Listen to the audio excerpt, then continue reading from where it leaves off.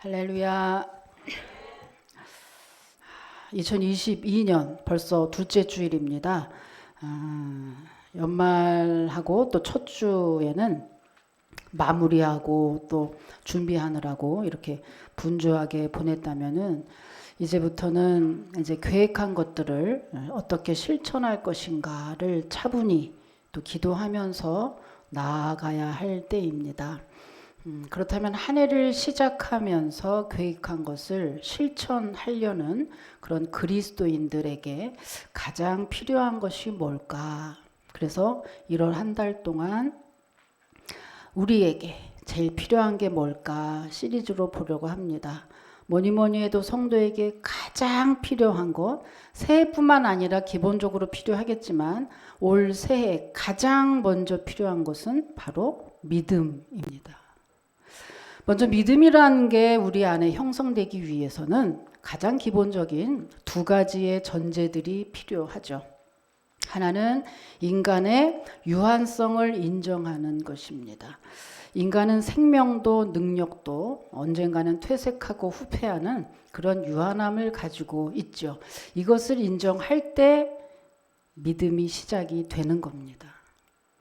두 번째는 인간의 죄성입니다. 인간에게는 악한 죄성이 있어서 아무리 착해 보이는 그 누군가도 그 안에는 욕심과 욕망과 교만이 자리 잡고 있죠. 우리 교회에도 천사라고 불리는 몇몇이 있습니다. 그러나 중요한 건 그분들도 그 마음속에 아무리 천사처럼 보여도 그 마음속에는 더러운 욕심과 또 죄악들, 악한 본능과 교만함이 자리하고 있다는 것이죠. 그래서 이것을 사람은 스스로가 자기의 그 죄성, 나쁜 악한 본능을 자기가 죽기 전에는 절대로 벗어날 수 없다고 하는 것이고, 우리가 그것을 인정할 때 우리에게 믿음이 시작되는 것입니다. 창세기 6장 5절에도 보면은요, 하나님이 보시기에 사람의 마음에 생각하는 모든 계획이 언제나 악할 뿐임을 보시고 라고 되어 있고요. 로마서 3장 10절에도 보면 의인은 없나니 하나도 없다. 또 23절에도 보면요. 모든 사람이 죄를 범하였음에 하나님의 영광에 이르지 못하게 됐다라고 기록하고 있습니다. 이렇게 내 안에, 우리 모두 안에 악한 본성이 있음을 인정하고 또한 그 죄성을 내가 해결할 수 없음을 인정할 때 비로소 우리 안에는 믿음이 시작이 되는 거죠. 절대자를 찾게 되는 그러한 믿음의 역사가 우리 안에 시작되게 된다는 것이죠. 그런 의미에서 구원이란 것은 이 인간의 두 가지 이 유한성과 죄성에서 해방되는 것을 의미하는 것이라고 볼 수가 있습니다. 그러면 오늘 중요한 것은 그럼 어떻게 해방될 수 있는가지요. 어떻게 하면 그 유한성과 죄성에서 해방될 수 있을까? 그것은 우리가 수행을 많이 한다고 해서 혹은 선행을 많이 한다고 해서 또는 지혜와 지식이 충만하게 많이 쌓는다고 해서 우리 인간의 유한성과 죄성을 그 속에서 그것으로 구원받지는 그것에서 탈출하지 못한다는 사실입니다. 결론적으로 우리의 힘으로 할 수 없다는 것이죠. 흔한 예를 본다면 어떻게 말하겠냐 하면 어떤 사람이 깊은 늪에 빠졌습니다. 그런데 늪이라고 하는 그 사람은 빠져나오려고 무진 애를 쓰겠죠. 그런데 늪이라고 하는 그 특징이 있죠. 늪은 계속 움직이면 움직일수록 더더욱 빠져든다는 그런 특징을 가지고 있어요. 그러니까 이 사람은 애를 쓰고 최선을 다하겠지만 결국 그 사람은 빠져나오지 못하고 죽을 겁니다. 그러면 그 사람이 빠져나올 수 있는 방법은 과연 뭘까? 그것은 이 늪에서 내가 빠져나올 수 없다는 것을 그가 빨리 인식하는 거죠. 자꾸 움직여서 내 힘으로 하려고 자꾸 움직이다가 더더더 빠져 죽지 말고, 이거는 내 힘으로 할 수 없어 라는 걸 빨리 인식할 때 그 사람은 살아날 수 있죠. 그리고 뿐만입니까? 내가 인식했을 때 지나가는 사람이 있으면 빨리 구조 요청을 하는 게 그 사람은 빨리 살아나는 유일한 길이라고 하는 거죠.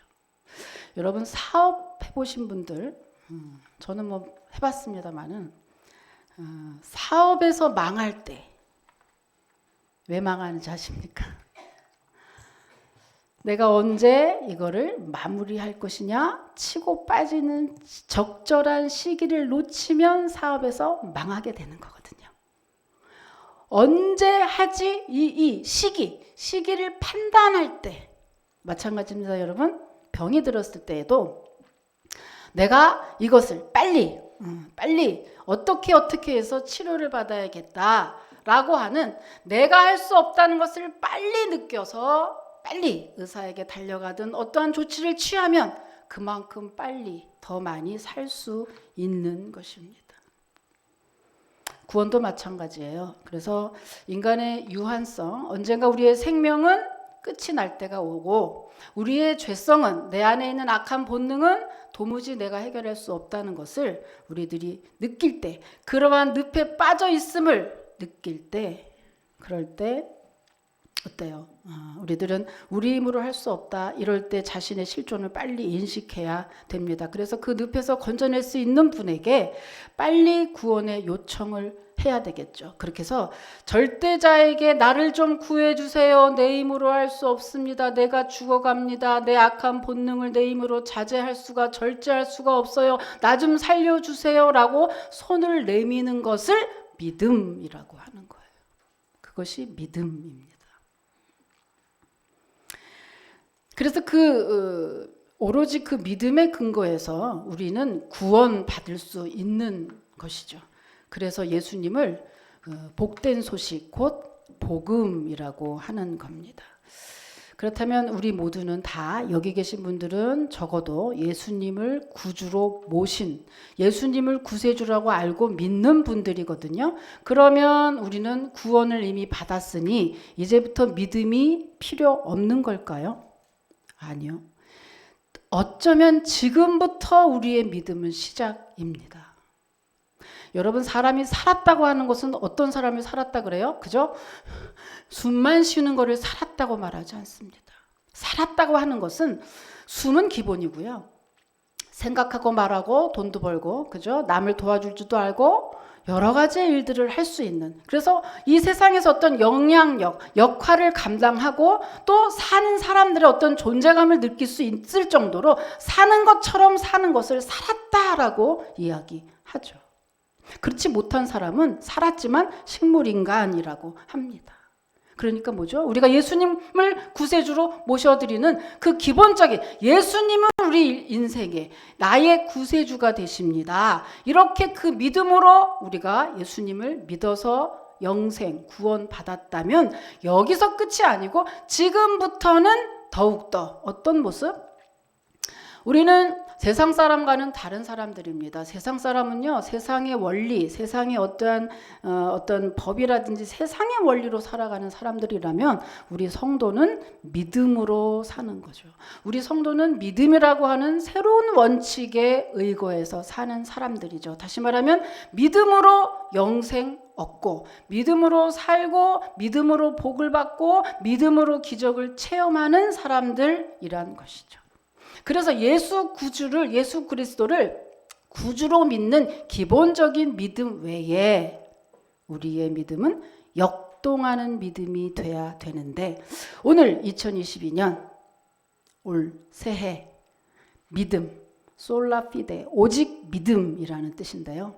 믿음, 어떤 믿음? 자, 오늘 믿음은요, 이렇게 역동하는 믿음, 두 가지의 믿음을 여러분에게 소개를 합니다. 어떤 믿음? 자, 첫 번째는요, 온전한 믿음이 돼야겠다라는 거죠. 온전한 믿음.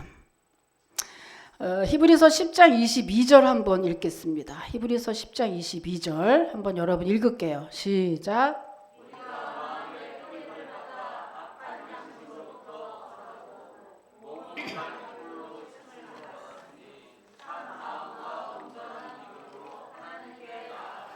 하나님께 나아가자. 저 믿음이 하나님이 이 히브리서 11장에 보면요. 믿음이 없이는 하나님을 기쁘시게 못한다고 했거든요. 그러니까 믿음은 하나님을 기쁘시게 하는 거예요. 그런데 어떤 믿음이 더 기쁘게 하느냐? 어떤 믿음? 온전한 믿음. 이 온전한 믿음이요. 개역 한글에서는 확고한 믿음이라고 번역되어 있었어요. 그러니까 온전한 믿음이 뭔가 조금도 의심하지 않고 확실히 믿는 믿음을 온전한 믿음이라고 합니다. 그리고 이 온전한 믿음이 되기 위해서 우리에게 꼭 한 가지 필요한 게 있어요. 그게 뭘까? 그것은 바로 포기입니다. 우리의 믿음이 잘 자라지 않는 것은요. 세상을 아니면 나를 포기하지 않아서 우리의 믿음이 잘 자라지 않는 거거든요. 그래서 온전한 믿음이 되기 위해서 우리에게 꼭 필요한 것은 전제된 것은 바로 포기라고 하는 거예요. 이것은요. 뭐가 잘못돼서 포기하는 영어에 우리 부목사님이 영어 교사라서 참 영어 쓰는 게 참 괴롭다니까.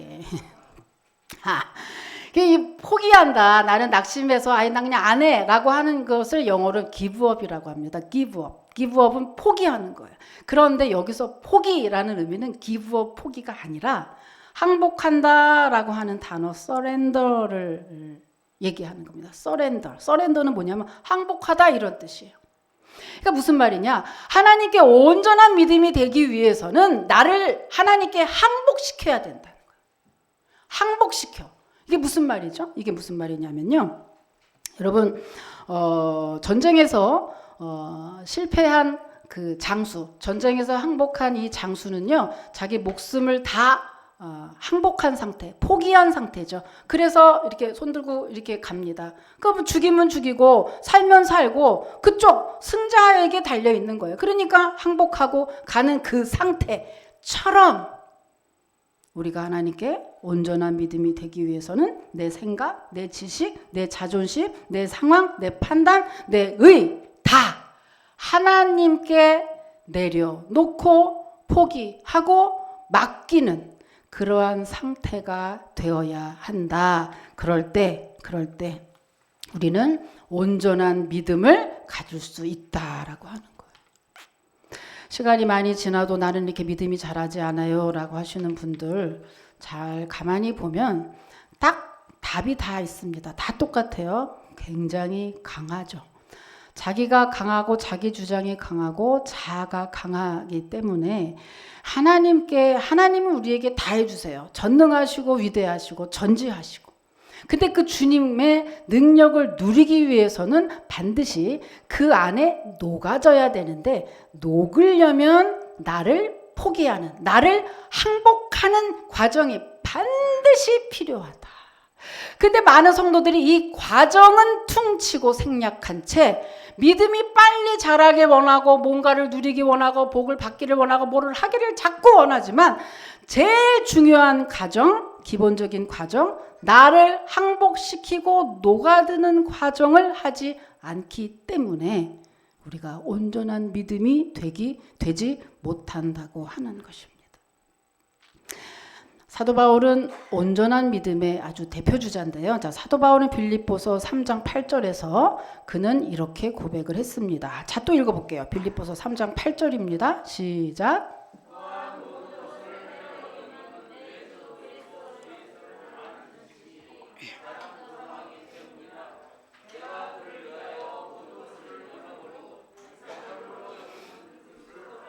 예, 이게 무슨 말이에요? 이게 보면 예수 그리스도를 만난 이후에 사도 바울은 정말 학자입니다. 이분이 가지고 있는 이 스펙과 이 스펙은 누구와도 비교할 수 없을 정도로 아주 최상급이었거든요. 그런데 예수 그리스도를 만난 이후에 그는 그것을 해로운 것으로 여기고 뿐만 아니라 그것을 배설물처럼 다 버렸다라고 지금 고백하고 있는 겁니다. 정말 쉽지 않아요. 여러분 예수님을 믿으면서도 그 예수님 그 빙자에서 얼마나 많은 것을 더 누리려고 합니까? 기도했는데 왜 안 돼요? 예수 믿는데 왜 안 돼요? 교회 갔는데 왜 안 돼요? 나는 이렇게 봉사하고 그러는데 왜 안 돼요? 나는 왜 돈이 안 돼요? 나는 왜 병에 걸렸어요? 나는 뭐 했어요? 늘 따지고 항해하기 바쁜 우리 성도들인데, 사도 바울은 어떻습니까? 자기가 가지고 있는 모든 스펙과 모든 가지고 있는 정말 조건을 예수 그리스도를 만난 이후에 도리어 해로 여기고 버렸다고 하는 사실이에요. 이게 뭐죠? 사도 바울이 온전한 믿음이 되기 위해서 그는 자기가 가지고 있는 모든 좋은 조건들을 다 배설물로 버렸다 뿐만 아니라요, 고린도전서 15장 31절에서는요 나는 날마다 죽노라 라고 고백했어요. 날마다 죽는 게 무슨 말이냐, 온전한 믿음을 위해서 사도 바울은 자기를 날마다 죽여서 자기의 의를 날마다 누르고 자기의 생각, 뭐 자기 자존심 이런 것들을 다, 그래서 자기를 날마다 죽이는 그러한 그 노력들을 했다고 하는 것입니다. 이렇게 우리가 온전한 믿음을 가질 때 어떤 유익이 있을까? 이렇게 사도 바울처럼, 그럼 사도 바울처럼 이렇게 하니까 예수 믿는 게 너무나 고달프고 곤란한 일만 생기지 않겠느냐? 아니요. 내 생각을 죽이라는 거죠. 내 판단을 죽이라는 거죠. 주님께 맡기라는 거지 뭘 하라는 것이 아니거든요. 이럴 때 우리에게 주시는 그 놀라운 유익은 기가 막힙니다.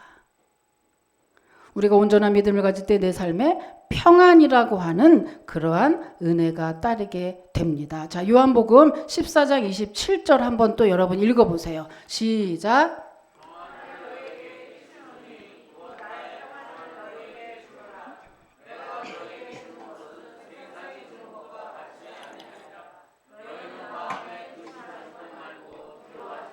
네, 빌립보서 4장 6절에서 7절도 또 읽어보세요. 시작.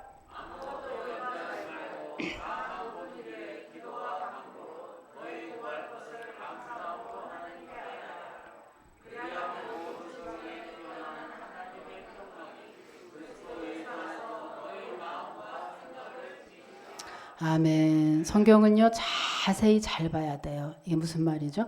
아무것도 염려하지 말고, 이 말은 염려거리가 없는데 정신병자처럼 염려하는 상태를 말하는 게 아니라 염려할 수밖에 없는 현실에서도 그분에게 온전히 맡기고 내 생각과 내 판단도 아무것도 하지 말고 그저 그분에게 싹 다 맡기면 우리의 마음과 생각에 근심 염려가 없어질 뿐만 아니라 그분이 주시는 참 평안이 우리 안에 가득하게 된다. 여러분이 고민하고 근심하고 지금도 마음이 괴롭고 여러 가지 묶여있는 이유는 뭡니까? 내가 하려고 하는 것이 있기 때문에. 여러분 수영할 때 물에 갔을 때 어때요? 잘 뜨는 방법은 뭡니까? 그저 물에 맡기는 거. 저는 수영을 못합니다. 참고로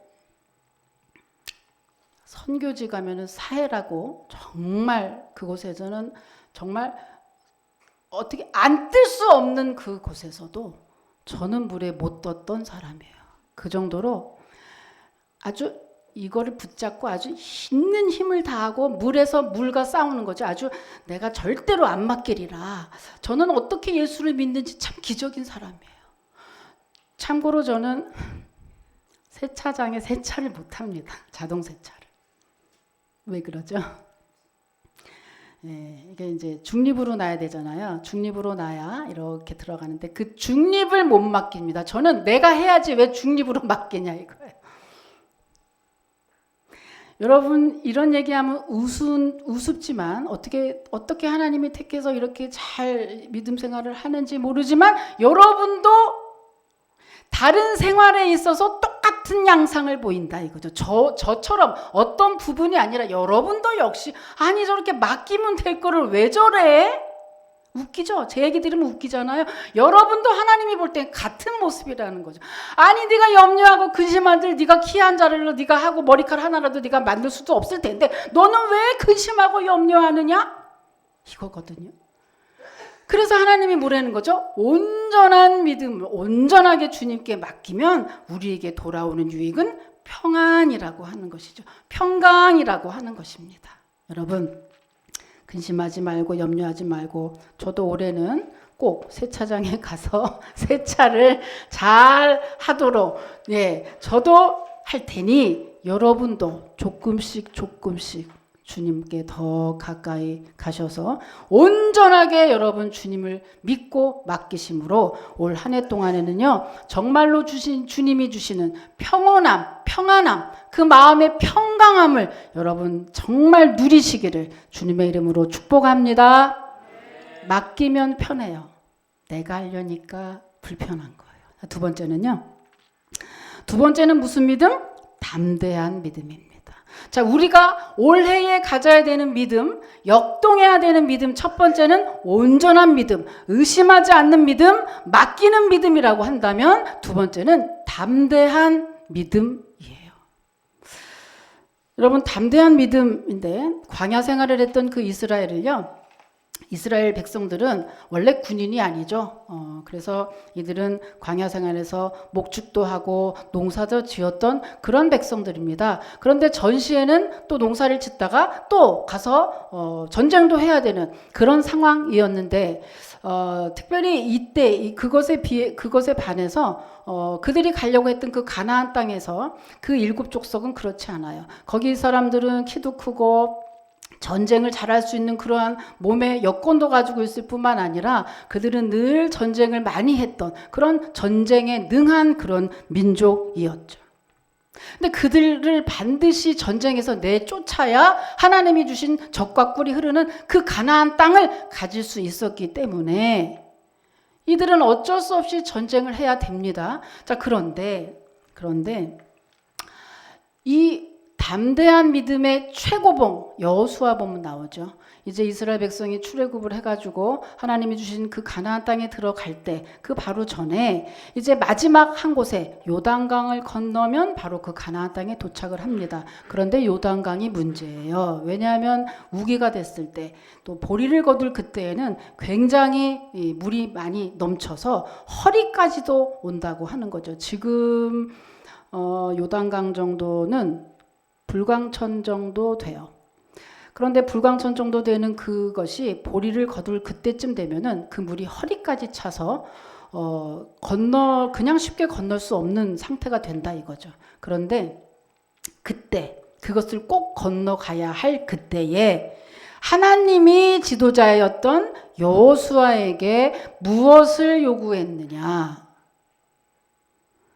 그들과 전쟁을 잘하기 위해서 최첨단의 무기를 아니면 그들을 잘하기 위해서 정해야 된 군사를 이렇게 요구한 것이 아니라 이스라엘 백성에게 앞으로 요단강을 건너서 가나안 땅에 들어가서 너희들이 그 땅을 접수할 때에 가장 필요한 것은 군사도 아니고 무기도 아니고 무엇이다? 바로 담대한 믿음이다 라고 이야기하고 계십니다. 자, 그것을 한번 확인해 볼 거예요. 여호수아 1장 6절, 7절, 9절 이렇게 여러분이 또 한번 읽어보세요. 자, 시작.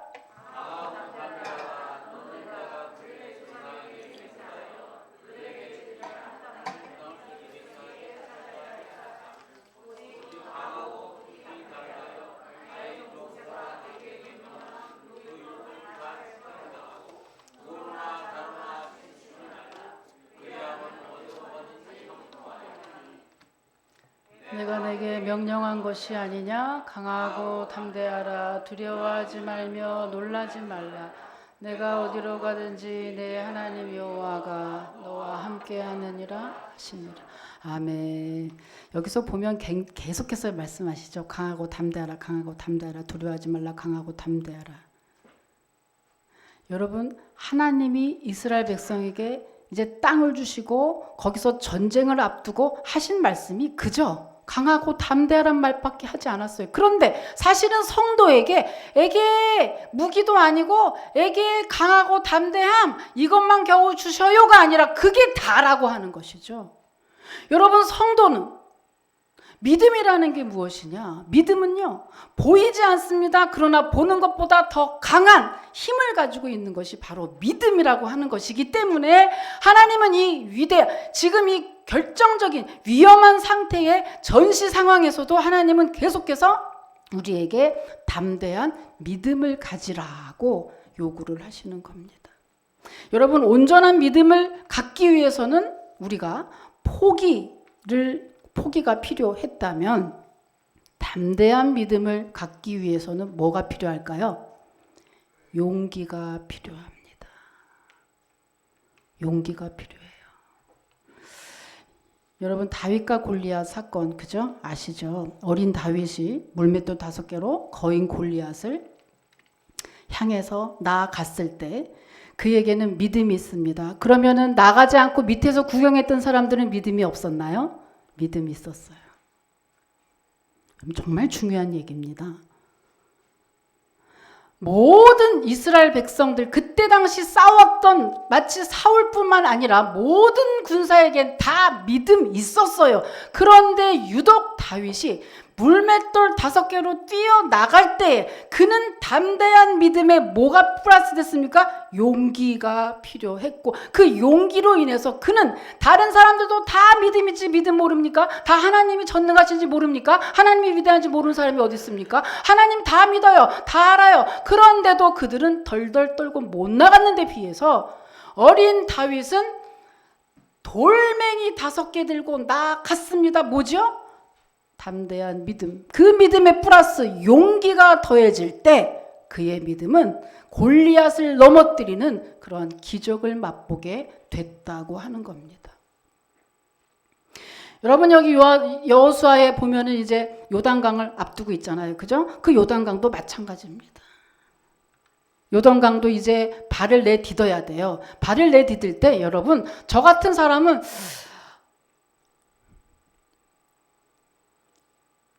어떻게 내딛어요? 하나님께 내 목숨 맡기고 용기가 있지 않으면 정말로 콸콸콸콸 흘러가는 거기에 발을 내딛지 못할 겁니다. 이렇게 담대한 믿음으로 나가기 위해서는 때로는 상식을, 때로는 계산을 넘어서 과감하게 도전을 해야 되는 것이죠. 왜냐하면 현실보다 전능하신 주님이 더 강하기 때문입니다. 여러분, 대지라는 소설 아시죠? 대지로 유명한 펄벅 여사의 일화입니다.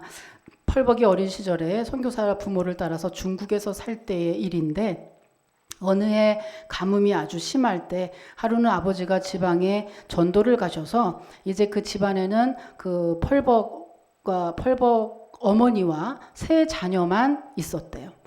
그런데 이제 중국인 가정부만 있고, 그런데 그 중국인 가정부가 이렇게 일을 하다가 바깥에서 이상한 소리를 들었어요. 그래서 소리를 이렇게 듣고 보니 바깥에 창문에서 중국인 남자 둘이서 얘기를 하고 있는데, 그때 가뭄이 아주 심할 때인데 이 사람들이 선교사가 이해가 안 되니까 중국 남자들이 이렇게 얘기를 하는 거예요. 야, 아무래도 이 나라에 이렇게 가뭄이 심하게 된 것은 저 서양 것들 저것들, 선교사라고 하는 저것들 때문인데 아무래도 우리가 오늘 자정을 기해서 저 선교사 가족을 다 죽여버리자.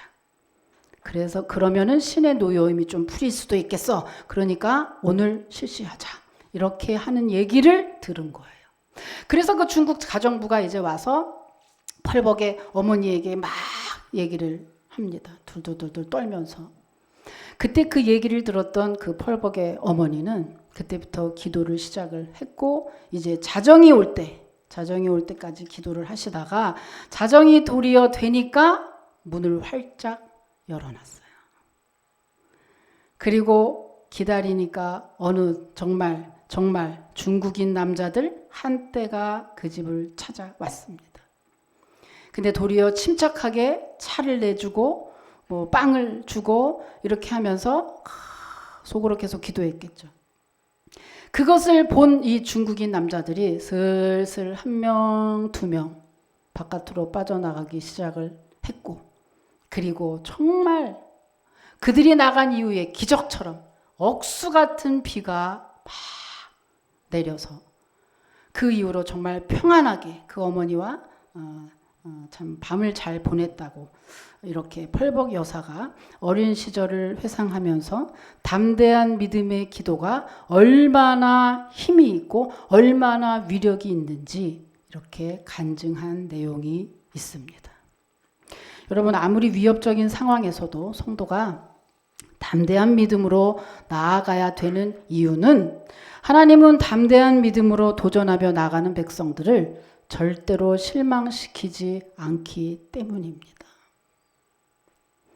여러분, 한낱 물맷돌 5개가 전체의 갑옷을 입었는데 여기만 빼놨죠. 저 안경 쓴 여기 요만큼. 여러분, 그 5개의 돌이 그 거인 골리앗의 갑옷을 해치고 여기에 와서 박힐 줄 누가 상상이나 했겠습니까? 여러분, 그렇게 물이 허리까지 콸콸 뛰어오르는 그 요단강 물을 하나님이 거기를 제사장이 발을 내디디면 그 강물이 멈출 거라고 하는 그 약속을 믿고 두려움에 떨지만 그러나 그 강물에 믿음으로 발을 내디딜 때 요단 강물이 멈춰 서서 200만이 되는 그 사람들이 요단강을 건너갔다고 하는 이야기 아닙니까? 여러분, 우리의 삶은 정말 골리앗과 같은, 그리고 요단강, 물이 콸콸 차오르는, 건너가야 되는데 저걸 어떻게 하지 하는 그 요단강과 같은 일들이, 그러한 문제와 그러한 산들이 산적해 있는 게 우리의 삶입니다. 어느 누구의 어떤 사람만 평안하고 어떤 사람이 문제없는 삶이 어디 있습니까? 우리 모두는 다, 우리의 삶이라고 하는 것은 다 그런 문제에 노출이 되어 있습니다. 이렇게 새해도 신년도 이렇게 참 시작하고 있지만 그래도 올해도 어김없이 그러한 현실의 문제들은 또 우리를 찾아올 수 있습니다. 왜냐하면 신앙생활은 꽃길만 걷는 게 아니기 때문이죠. 그러면 그럴 때, 그 문제를 만났을 때 우리는 과연 어떻게 하느냐? 큰 골리앗과 같은 그러한 문제를 만났을 때 과연 우리는 어떻게 해야 되느냐? 그 골리앗 앞에 주저앉지 않고 배짱 좋게 하나님 앞에 담대하게 그 문제와 맞짱 뜨는 거죠. 살아계신 하나님의 자녀인 내가, 그 하나님의 할 수 있거든이 무슨 말이냐, 믿는 자에게는 능치 못함이 없다고 약속하신 그 주님의 약속을 믿고 담대하게 내가 그 문제와 맞짱 뜨는 거죠. 그러한 과감한 도전과 그러한 과감한 용기가 있을 때 우리의 믿음에 더 활개를 달면서 우리의 믿음이 담대한 믿음이 되는 것이고, 그렇게 담대한 믿음이 될 때 하나님의 선하신 능력의 손이 우리의 삶의 여러 가지 문제 가운데서도 해결함을 주시고 기적을 주시는 것입니다. 말씀을 맺겠습니다. 여러분, 마틴 루터와 종교개혁자들은요, 오늘 제목처럼 솔라 피데, 오직 믿음이라고 하는 그러한 것을 외치면서 종교개혁을 포기하지 않았습니다. 당시 절대 권력자였던 교황의 무시무시한 위협과 핍박에도 그들은 온전한 믿음으로, 그리고 담대한 믿음으로 물러서지 않았죠. 그래서 오늘날의 기독교가 탄생할 수 있었습니다. 여러분, 가치가 있는 것일수록, 정말 좋은 것일수록 과정은 반드시 힘들게 되어 있습니다. 반드시 고통과 고난의 길을 통과하지 않으면 안 되는 것입니다. 온전한 믿음이 되기 위해서는 나를 포기하는, 그리고 담대한 믿음이 되기 위해서는 무섭지만 용기를 내는 그러한 과정들이 반드시 있어야 하나님 앞에 우리는 더 큰 믿음의 사람의 모습이 될 수 있는 것이죠. 오늘 저와 여러분은 그 믿음의 후예들입니다. 믿음은 그리스도인들이 이 땅에서 살아가는 삶의 방식이죠. 만일 우리가 진정한 그리스도인이라면 그 삶의 방식을 따라서 살아야 한다는 것입니다. 오늘 꼭 기억할 것은, 여러분, 우리의 믿음과 오늘 내 경제 상태는 별개의 문제가 아니고, 오늘 믿음과 내 건강 상태도 별개의 문제가 아니고, 믿음과 내 마음의 상태도 별개가 아니라는, 모든 문제는 다시 말하면 내 믿음과 얽혀 있고 내 믿음 속에서 해답이 있음을 여러분이 꼭 깨달으시고, 다른 데서 원인을 찾고 다른 데서 자꾸 그것을 찾으려고 하지 마시고, 오늘 여러분 돌아가시면서 내 믿음이 어떠한지, 참으로 주는 그리스도시요 하나님의 살아계신 아들입니다, 주님의 기뻐하는 고백대로 나는 고백하고 있는지, 나는 주님께 의심하지 않고 다 맡기는 온전한 믿음인지, 아니면 정말 용기 있게 그분이 하신 말씀 믿고 나아가는 담대한 믿음인지 여러분의 믿음을 한번 점검해 보시고, 올 한 해는 이렇게 믿음의 장수로 승리하고 또 누리고 선포하고 열매 맺으시는 저와 여러분이 되시기를 주님의 이름으로 축복합니다. 하나님 감사합니다.